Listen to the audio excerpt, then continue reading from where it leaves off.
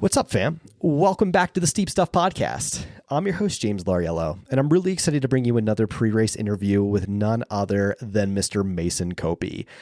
Mason, probably widely considered by many to be one of the contenders for one of the spots going into Worlds this year. Mason caught up with me just after a few hours removed from his effort on Mount Sanitas, where Mason took the overall crown and the win at the Sportiva Mount Sanitas Challenge, and also took home a nice cash prize en route to beating Dan Kurtz and a few others at this challenge. It was really fun to catch up with Mason. We talked a lot about his build. We talked about cross training, where he's at right now, both mentally and physically, and just what it would mean for him to make himself or get back on Team USA again.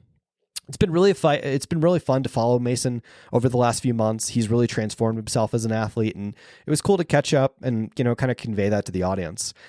Mason has actually lived out in the Northeast, so it's going to be fun to see him kind of come back to some trails, not quite the same as New York, but super technical, if not more technical. So he's definitely no stranger to the technicality of some of these courses have to offer, things like that. So without further ado, hope you guys enjoy this one. None other than Mason Copey. Mason Copey, welcome back to the Steep Stuff Podcast. How are you, buddy?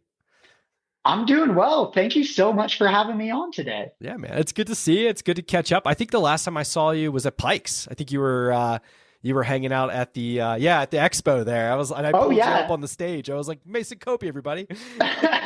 Absolutely. That was so fun. I love the coverage of that event that you were doing there. And it was super exciting for me.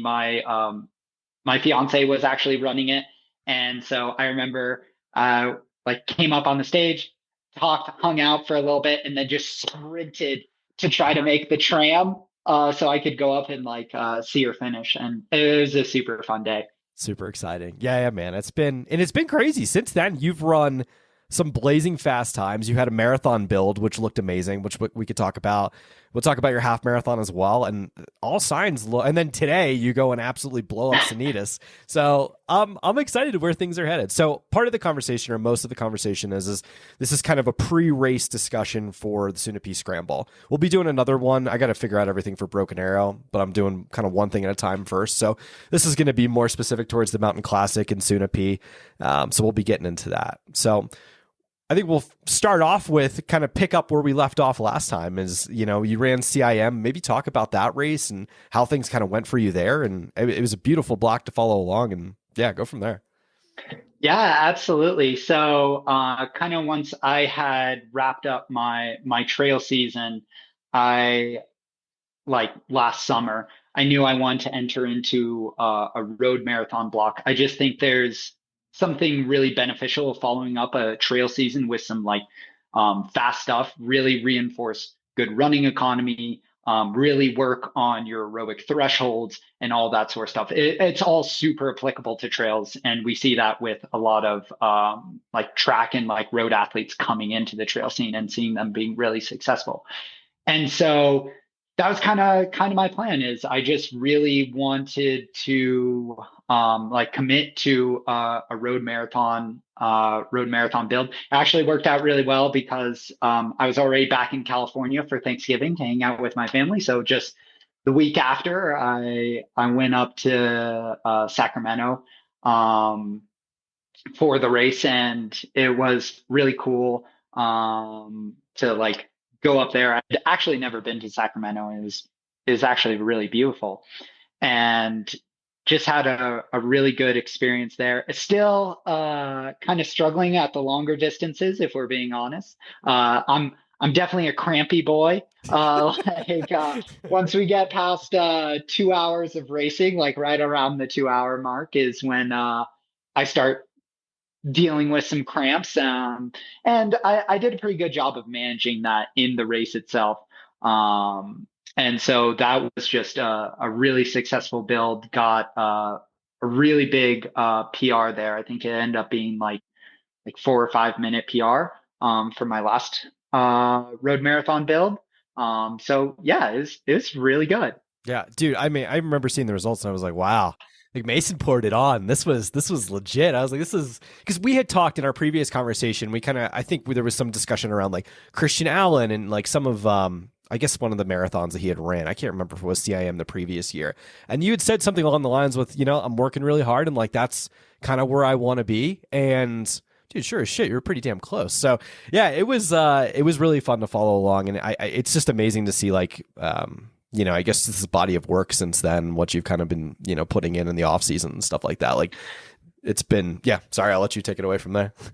Oh yeah, no, it's been super fun. And it's also really exciting for me as a coach. So I coach mostly trail athletes, but I coach a lot of road athletes as well. And something that I'm always interested in is that intersection of like road and trail racing, because I think there's a lot that you can learn from road racing as a trail athlete, and there's a lot you can learn from as a road athlete from trail racing. And there's like this very interesting intersection. And I really took that to heart in my like CIM build, which was a lot of fun. I was doing as long as the weather like played out accordingly, I would do like a marathon like workout, very classic flat speed workout, long run on Saturday, and then I'd go up back into the mountains on Sunday and just work on that vert and work on those eccentric contractions, having big adventures up there, just stacking aerobic bricks. And then I also wove in a lot of biking as well, Yes, which was kind of a fun little experiment. And I've kind of continued that throughout the off season. Let's talk about the biking, because like I like working off a very tiny little injury that forced me to take a couple days off, or about a week. And dude, I hopped on the gravel bike and was like, all right, well, I can still move very efficiently and do really well on the gravel bike. I was like, all right, so I'm not going to lose fitness doing this. And I was pleasantly surprised. Like you could put in a solid 3 or 4 hours on the bike a day, and it's like, wow, this is really fun. And I had seen your training as well, even up till now. Like you're pretty balanced with doing significant amount of work on the bike as well as in the mountains or in flat stuff as well. So maybe talk about like how that biking stimulus has really helped a lot as far as the volume goes. Yeah, no, I think biking is huge. My coaching hot take is I think inclusion of more biking is the next frontier. And I know a lot of people are saying that this isn't just my idea. But I really think of out of anything, like there's so many advancements in training right now, from like bicarb, like people talking about ketones, heat training, all that sort of stuff. I really think that biking is the next frontier, because it's like what you just said of like you can stack incredible aerobic bricks with very little like structural strain and structural breakdown. So you can log a 3 to 4 hour ride with much less impact on your joints, on your bones, on ligaments, tendons, all that stuff gets preserved. But you can basically add in almost like an extra long run into your like train ball, which is wild and it's crazy. And another thing that I've been using a lot for is doubles. Like, why do I need to do a running double that usually, so I used to do running doubles that were about like 4 to 5 miles, which would take me anywhere from like 30 to like 40 minutes. But now I can do an hour long bike at almost a higher effort level aerobically and feel fresher the next day. Like that's a win-win. So that's an amazing thing. And I think kind of where we're like starting to learn is like we don't need that much running. Like I'm still hitting a decent bit of mileage, but I'm nowhere close to like the 100-mile per week type athlete that we used to see like back in the day. Yeah. And I'm just replacing that with biking. And right now I'm hitting like the same equivalent time volumes as a 100-mile athlete, but I'm doing it in a way that I'm feeling fresh day after day, and I get to workouts, and again, I'm feeling fresh and I'm able to really hammer them. The other benefit of biking is it's just a lot of fun. I've just realized I really enjoy it. So that makes like getting out for the sessions really fun. And I love running. Running is my favorite. But once you start pushing up to like the 100-mile week range or like getting up there, it's like, okay, I just want some variety in my training. Yeah. And like you can kind of mix that in with biking. And I think it's huge. And the other reason why I think it's the next frontier is one, it's really beneficial for elite athletes, people like at the highest level of competition for the reasons I just explained. But it's also something that people who aren't quite at the elite level can also benefit from like massively. Anyone who's like mileage limited can also benefit from it. And it's something that I always push on my athletes. And I understand if they don't like biking, I won't make them do it. I'm not that cruel. But it is something that I really encourage all athletes to kind of like work into their training. Can I ask you, are you more a gravel guy, or, because I couldn't tell based off of Strava, are you a road bike guy? Because I see you do some stuff off of Lookout, and I see you do a lot of other like dirt road stuff. So like, what are you doing? Yeah. So I'm doing the road mostly, because that's just like the bike I have. That was right now, that was the cheapest bike I could get on Facebook Marketplace. Okay. I did the same thing. Gravel is in right now. And so I was able to get like an older rim brake bike. And I actually did just like build up a gravel bike I had this old steel frame bike from the 80s that I built up into a gravel bike. So I'm starting to get into it. But mostly I'm doing it on roads. Can I ask you just like more on specifically on like the session stuff? So I've seen, and you could get into this as much as you want to, or however much you feel comfortable. I'm just so curious about like threshold stuff and different things like that. Cause I've noticed like you'll do a few repeats on like Lookout and stuff like that. And then I'll see like longer sessions where you're doing a 36 mile ride. It's like a 2 or 3 hour ride.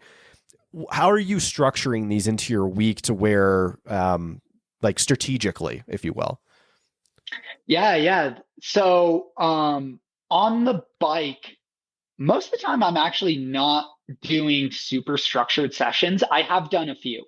I've done a few where I'm doing basically the equivalent of strides. I don't know the proper terminology on the bike. I think they're called spin ups, but I'll do those occasionally. A lot of the time, I'm just trying to stay in Z2 and do Z2 style work, which again is another one of the benefits of biking compared to running. So if I were to stay at my Z2 on like a 2 hour run, I would be destroyed afterwards. Like I would just be so mechanically beat up. But I can do a 2.5, 3 hour bike ride around Z2 and feel fine the next day. And then most of the Lookout repeats, a lot of those have been doubles, which is a little intense, I think, for some people for a double, but I just really like Lookout Mountain, and I just really like biking up and down it. I just think it's really fun. And so I try to keep those the uphill efforts controlled at that Z2 effort, but not really trying to go too hard. I do have a problem though of like, if you're ever looking through my Strava files and they're like, Mason, that's not Z2. I do get competitive on the bike. I don't know what it is. It's just like when someone like passes by me or I see someone up ahead, I'm like, I have to catch them. And like, I have to do it. And I'm at the point where my running, like if you look at my easy runs for like running, super relaxed, super chill. I'm going anywhere from like 2 to even sometimes 5 minutes slower than my marathon pace. And so that's like a significantly slow run. And I can do that on the runs, but for whatever reason on the bike, I'm like, I gotta catch him. I gotta do it. I gotta show him who's strongest. That is something I need to work on.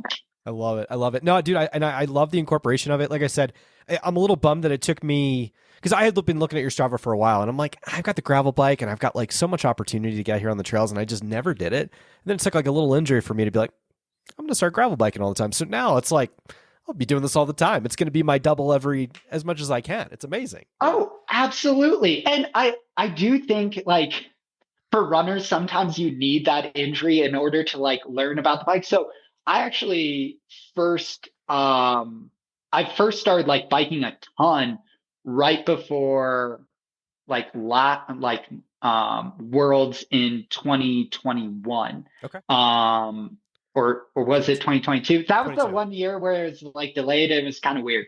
But anyways, I got injured right before him, which really sucked. And all I was able to do was biking. So I started biking a lot and kind of started figuring out that I enjoyed it. And then I got back healthy and I started running again.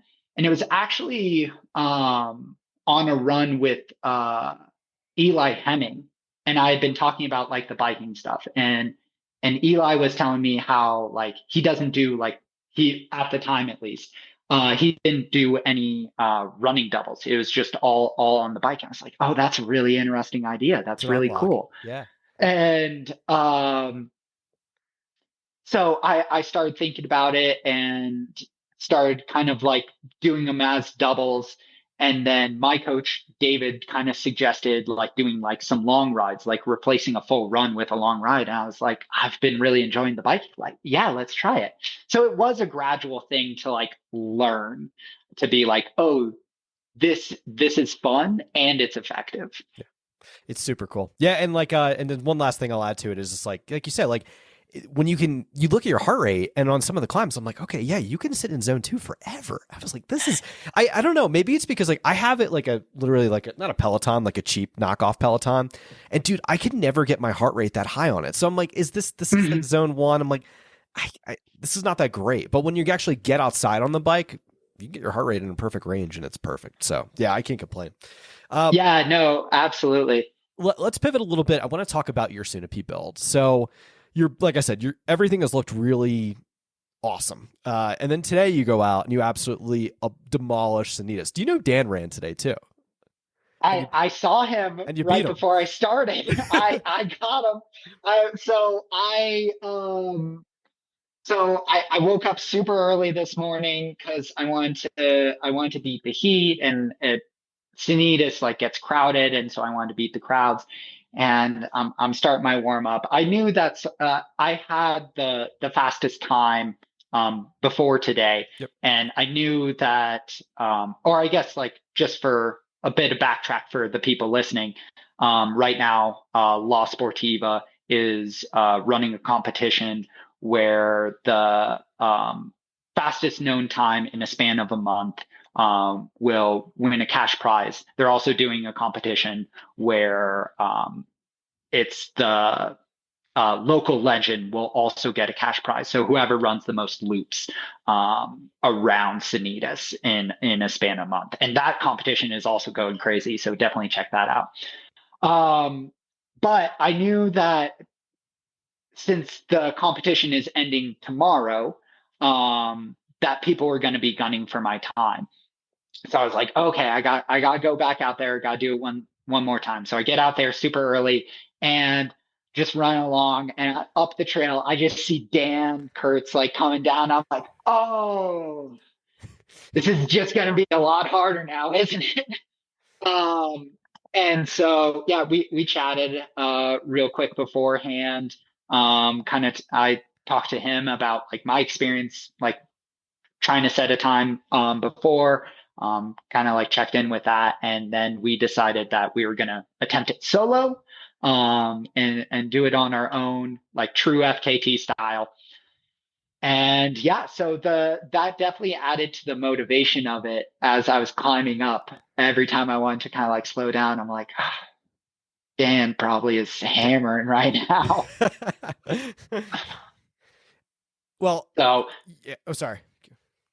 oh no, go ahead. I was going to say you demolished it. Absolutely demolished it. Did you maybe talk about the effort a little bit? I'm a little curious on this, and how it fits into the build, because obviously you haven't done any tune-up races going into Sunapee. It's been a little bit since you've raced. Are these just little fitness checks? Like how is this looking for you as far as like how you're positioning these? Yeah. So I haven't raced since the Houston half marathon in January. Yep. And I haven't had the travel budget really to like go out and get other races. Like part of the issue of being like an unsponsored athlete is I have to be very selective with that. And so kind of this spring, I've been targeting FKTs, and the La Sportiva Challenge just provided a great opportunity for that. Of like, okay, now I get to see how I stack up against some of the best sub ultra athletes in the space in the US, because I know everyone's going to be going after that, right? And I, to be clear for everyone, I have the FKT for now. There's still one more day.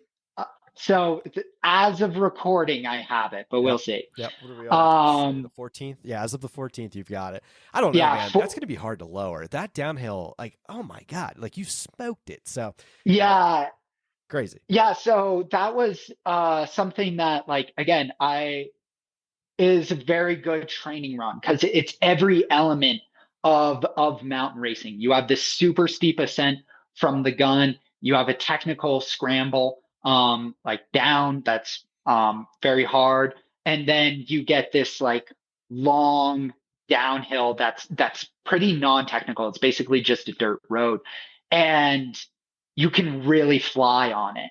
And that was something that I know that I need to have dialed heading into Sunapee. If I want to make the team, I need to be able to close on those downhills. And um I was really able to do that today. I was able to close in like a 409 for So my fast. final mile. Oh my So God. I was super stoked with that.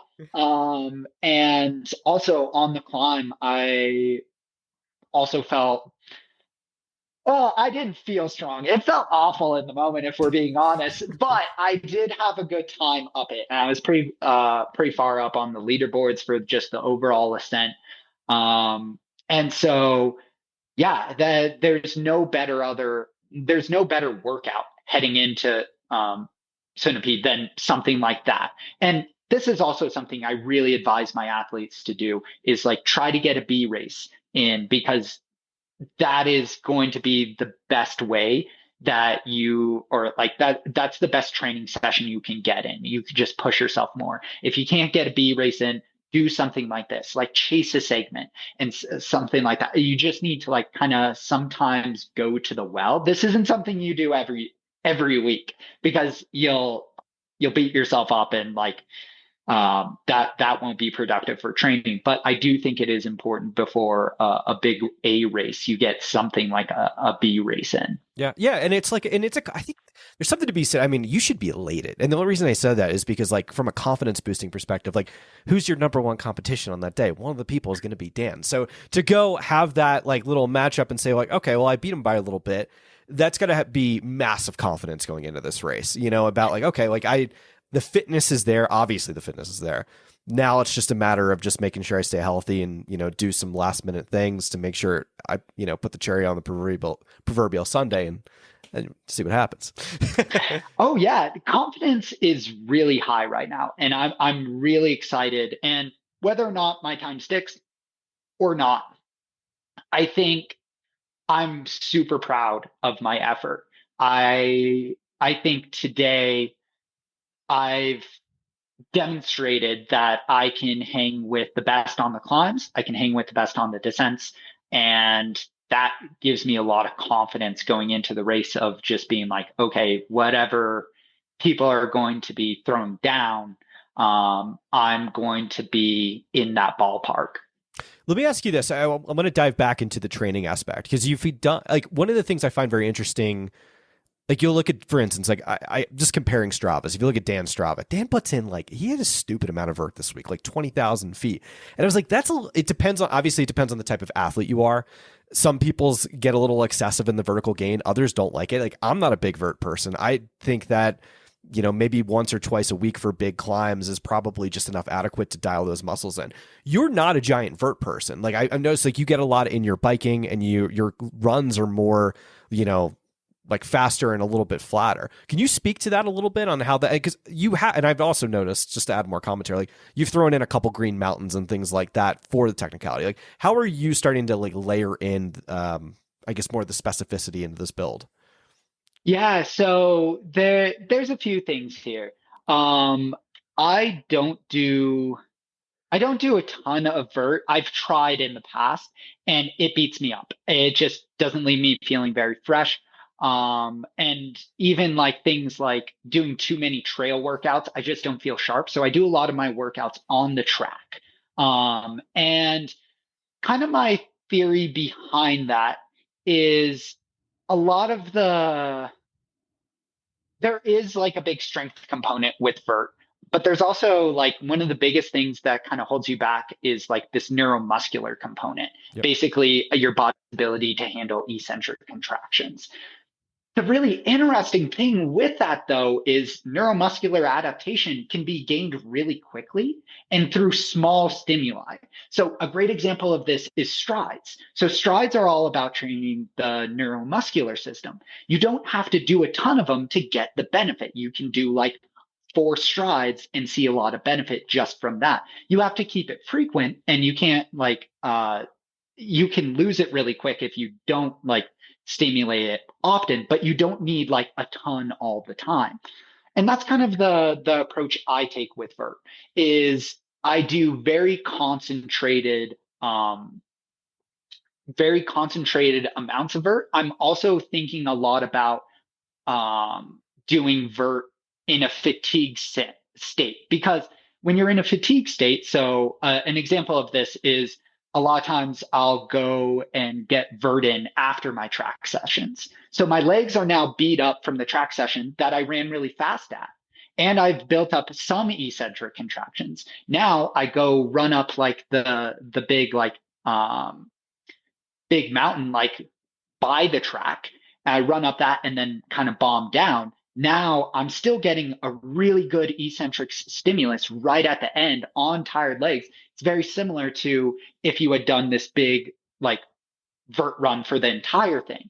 And then the other thing I do with that is a lot of times I'll do back-to-back long runs on the weekend, longer runs. Those have kind of gotten a little bit shortened, especially that Sunday one. But those back to back days, I try to stack vert. And those are like my bigger vert days. And then, so I get that really concentrated neuromuscular stimulus. But on those in between easy days, I'm keeping it flat, I'm keeping it easy, recovering my body so I can go hard on the hard days. Yep. Um, and that's just something that I found really works well for me.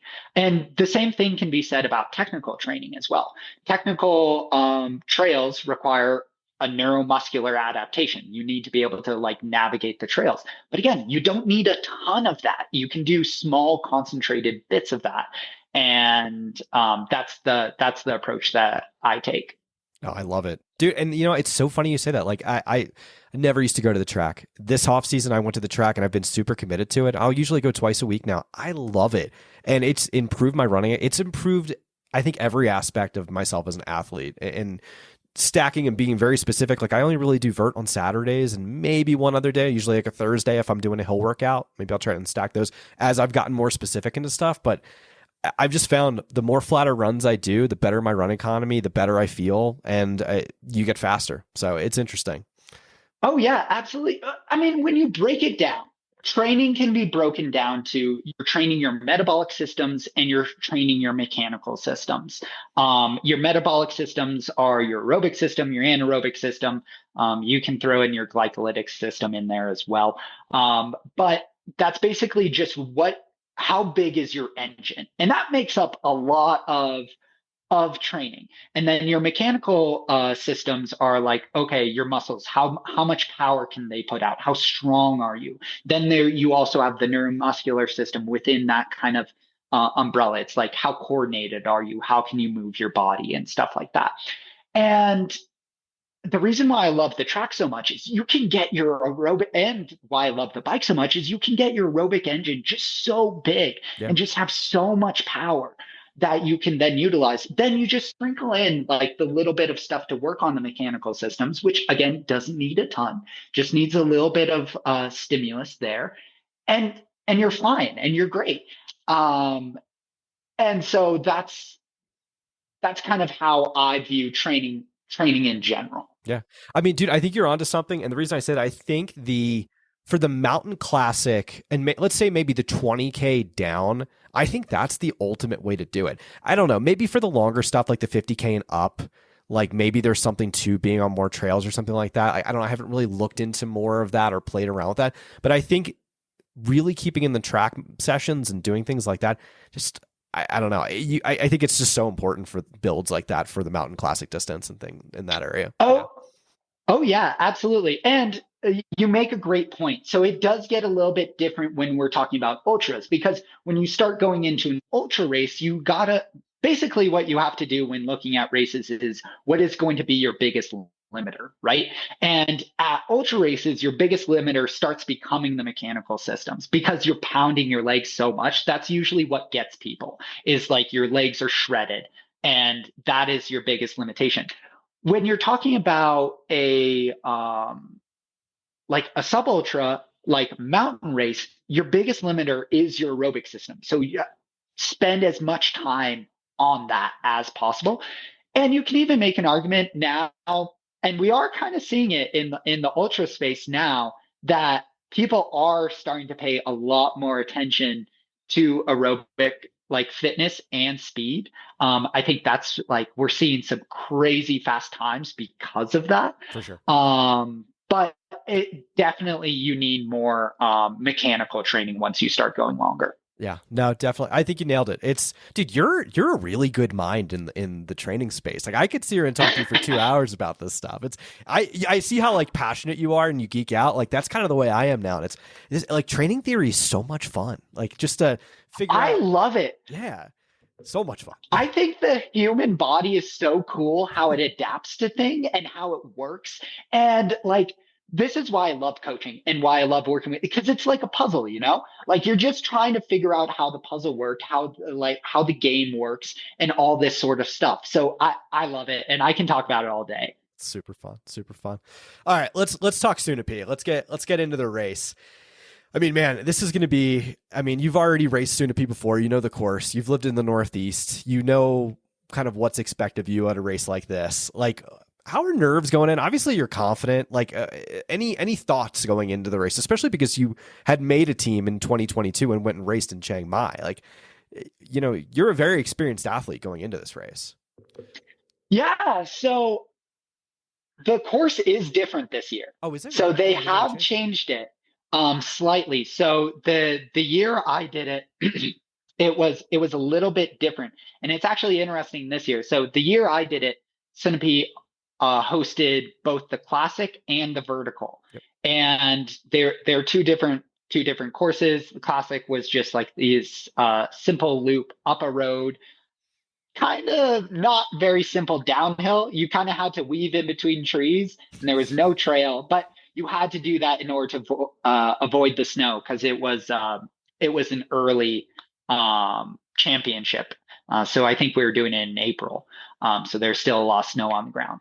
And you just did two loops of that. This year, you're going to do a similar loop to that, what we did in the past. I think the downhill might be a little bit different, but it's kind of hard to tell.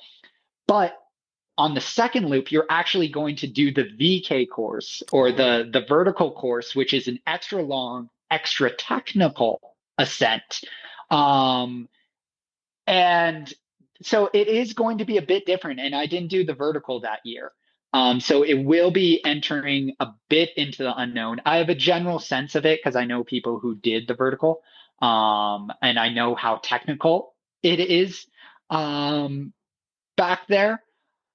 I would say I'm definitely excited for it. And I am feeling very confident for the reasons that I gave earlier. I do think that there are some nerves, though, Okay. in terms of like heading into a race with a lot of fitness and a lot of potential, right? Yeah. Because when you have a lot of potential, there's like this possibility for things to go wrong. And then it's like, oh, but I know I could have made the team. Because I think at this point in time, I do think I am in a position to make the team. And I would also, and this might sound like a little overconfident, but I think like I think I would be on like the best US team. Yeah. So like I think I would really help round out the team and I could really help us like do some big things at Worlds. I say that because I think everyone who's gunning for a spot should say that like they think that they would make the team the best because we all want the team to do well. But there's so many good people in this race, It's crazy. and that's the awesome thing about these like sub ultra races is everyone shows up to them and the competition is so tight. Like right now I'm sitting in a point where I'm like, okay, I could visualize myself winning or I could visualize myself not making the team. And like both things like could happen. And that's just like how much talent there is in the field. It's a beautiful answer. I have to be honest with you, man. I'm just excited for you because, like, I don't know. I feel like even like 2022 and then even last year's Mason, that's not the same Mason I'm talking to right now. Like I can see I it because agree like, with that. haven't spent time with you a couple times now and kind of seeing like seen your progression and then followed your training. Like, I don't know. And like that goes into the confidence conversation. I got to ask you about mindset. I'm just so curious about this because you know, like I said, we have had you on the pod. We've had a lot of conversations. You have one of the most positive mindsets of anyone I've like really know in the sport. Do you do, and this is something because I'm exploring kind of this now in my own journey, thinking about things from a mental perspective, not just about training, but how do I see myself in the sport and how does this work? Do you do a lot of mental work and how does that work for you? Mm, so yes and no. So it's different from I wouldn't say I do a lot of classical like sports psychology work. I do go to therapy. So I'm a big proponent of therapy, and I do that for just general mental health and general well being. And so I do that. Another thing that has been productive for me and for me as a coach is I'm a part of the Coaches Collective run by Dr. Laura Pence.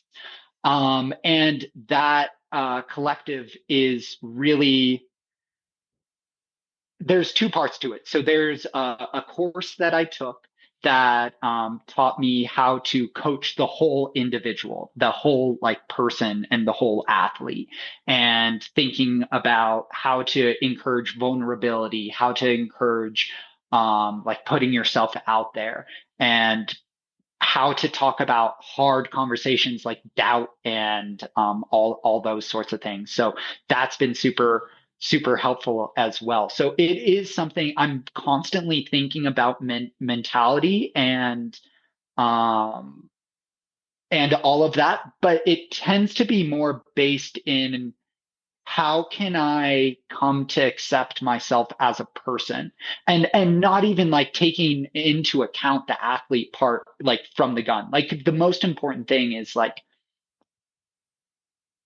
getting myself as a full human being to be vulnerable and accepting and telling myself that I am enough. Right. And that's where I put a lot of my focus on the mental side of things. And the really cool thing with that is once you do that, the athletics just falls into line. Like since I've been focusing on my mental health more, athletes like athletics and running just became so much easier. And it wasn't even like I was specifically addressing that stuff. It was just like, how do I take better care of myself, like fully mentally? And so that's my approach to it, at least. No, I think it's a beautiful answer, man. And I think there's so much to that. Cause like when you, like ego is a crazy thing, right? Like when you remove ego from it and you realize like this is just a sport I do, but this doesn't like really dictate the person I am, or I'm still loved and I still,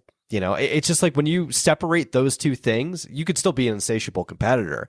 But like when you separate those two things, I think it just leads to such a better mental place, you know, and it's interesting.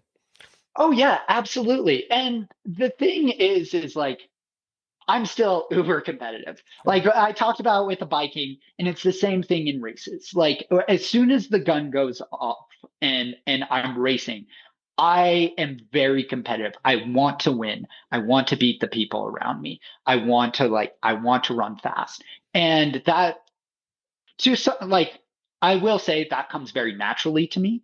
I think the big thing that I've like changed is like, okay, afterwards, no matter what happens, I can still accept myself. And that takes so much pressure off. But that competitive edge hasn't changed at all. Yeah. Like, it's still fine. It's still there. I still want to like win. And it's just now I don't spiral if I don't, or if something doesn't go quite according to plan. No, I think it's a beautiful way to say it. If you make the team this year, what will that mean to you?